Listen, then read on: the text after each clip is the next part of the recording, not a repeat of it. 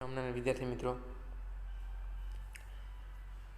આપણે આજે ચાલુ કરવાના છે જીવ વિજ્ઞાનમાં પ્રકરણ નંબર 6. બરાબર. સપુષ્પી વનસ્પતિની અંતસ્થ રચના. બરાબર. આપણા ચેપ્ટરનું ટાઇટલ શું છે, એટલે કે નામ શું છે, તો કે સપુષ્પી વનસ્પતિની અંતસ્થ રચના, એટલે કે એનાટોમી ઓફ ફ્લાવરિંગ પ્લાન્ટ. આપણે અત્યાર સુધી મોર્ફોલોજી, એટલે કે એની બાહ્યાકાર વિદ્યા જોઈ, એટલે કે મોર્ફોલોજી ઓફ ફ્લાવરિંગ પ્લાન્ટ. હવે આપણે જોવાના છે એનાટોમી ઓફ ફ્લાવરિંગ પ્લાન્ટ, એટલે કે વનસ્પતિ, જે સપુષ્પી વનસ્પતિ છે એની અંતસ્થ રચના, એટલે કે અંદરની રચનાઓ કેવી છે એના વિશે આપણે અભ્યાસ કરવાના છે. બરાબર.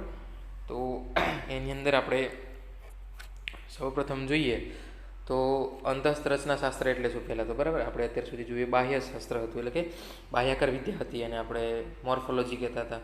હવે જે અંતસ્થ રચના છે એને આપણે એનાટોમી કહીશું. બરાબર.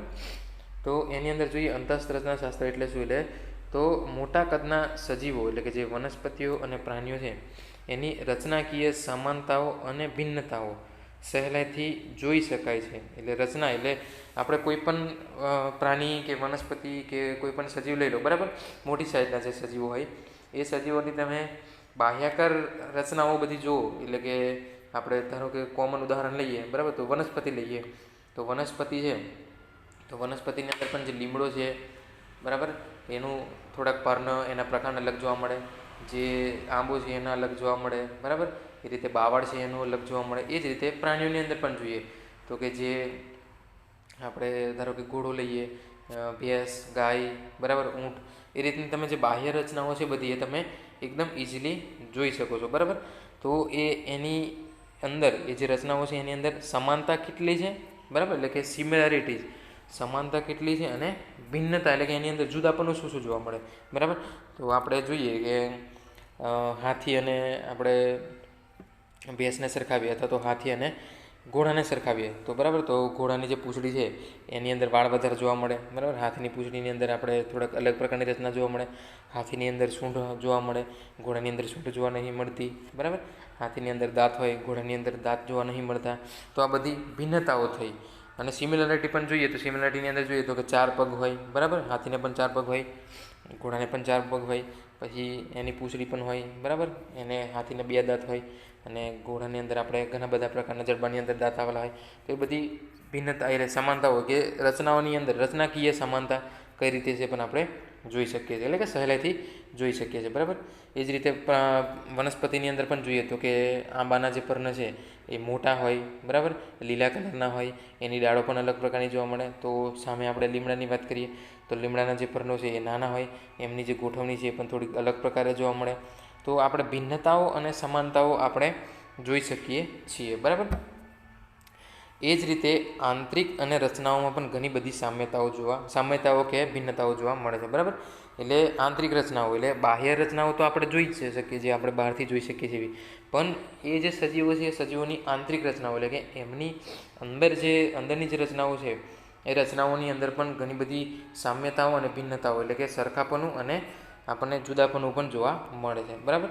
તો એવી જે વનસ્પતિઓની આંતરિક રચનાના અભ્યાસને અંતસ્થ રચનાશાસ્ત્ર કહેવામાં આવે છે. બરાબર. એટલે વનસ્પતિઓની જે આંતરિક રચના છે, એટલે વનસ્પતિની અંદર જે આંતરિક રચના છે એને અંતસ્થ રચનાશાસ્ત્ર, એટલે કે એનાટોમી કહેવામાં આવે છે. બરાબર. અંતસ્થ રચનાશાસ્ત્ર.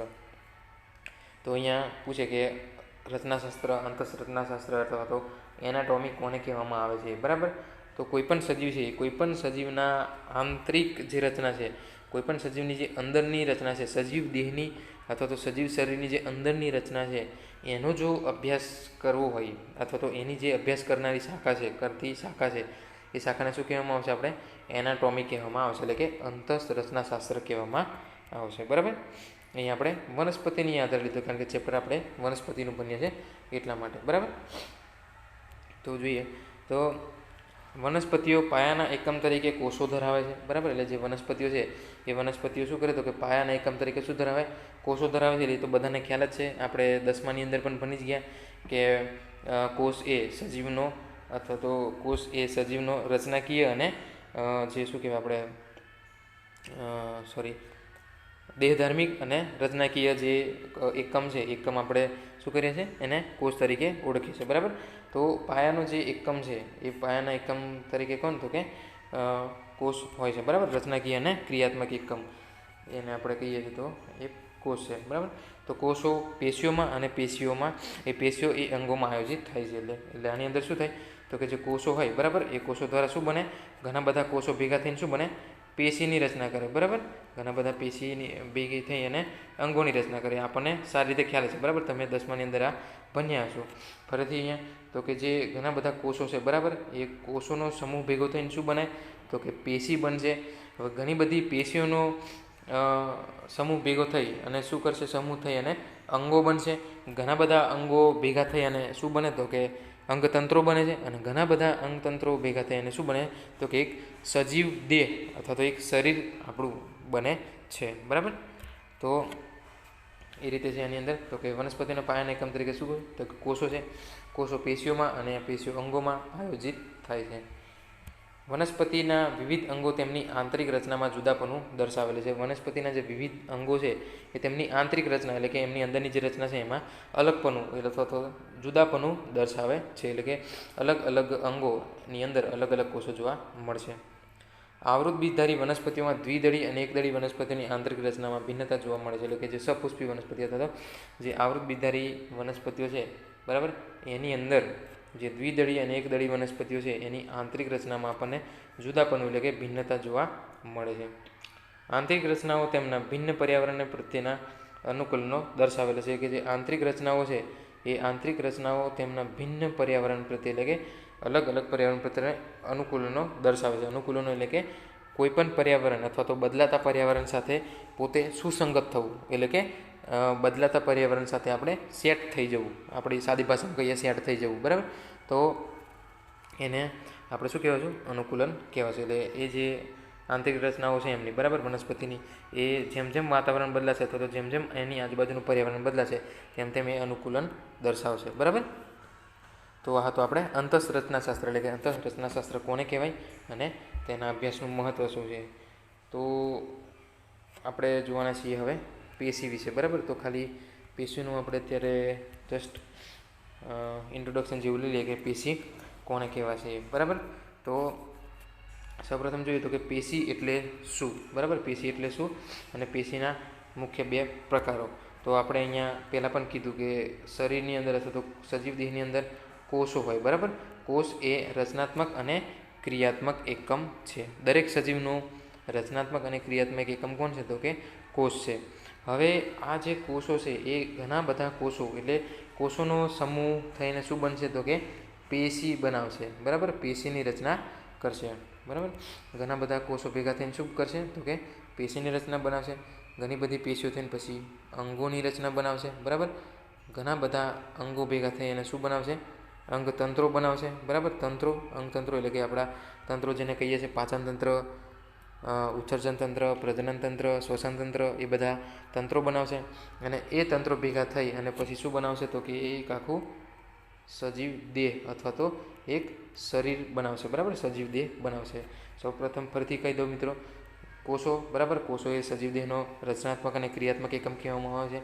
કેમ એને રચનાત્મક અને ક્રિયાત્મક એકમ કહેવામાં આવે છે? કારણ કે શરીરની અંદર કોઈ પણ રચના થઈ હોય અથવા તો ક્રિયા કરવાની હોય એની પાછળ કોણ જવાબદાર હોય છે તો કે કોષ જવાબદાર હોય અથવા તો કોષની મદદ દ્વારા જે થઈ શકતું હોય છે એટલા માટે, બરાબર. તો કોષો છે, કોષોનો સમૂહ ભેગો થઈને પેશી બનશે. પેશી ઘણી બધી પેશીના સમૂહ ભેગા થઈને અને અંગ બનશે. અને ઘણા બધા અંગો ભેગા થઈને અંગતંત્રો બનાવશે અને અંગતંત્રો ભેગા થઈને એક સજીવ દેહનું નિર્માણ કરશે, બરાબર. તો એની અંદર આપણે આજે મધ્યસ્થ જે છે એ જોવાના છે તો કે પેશી છે, બરાબર.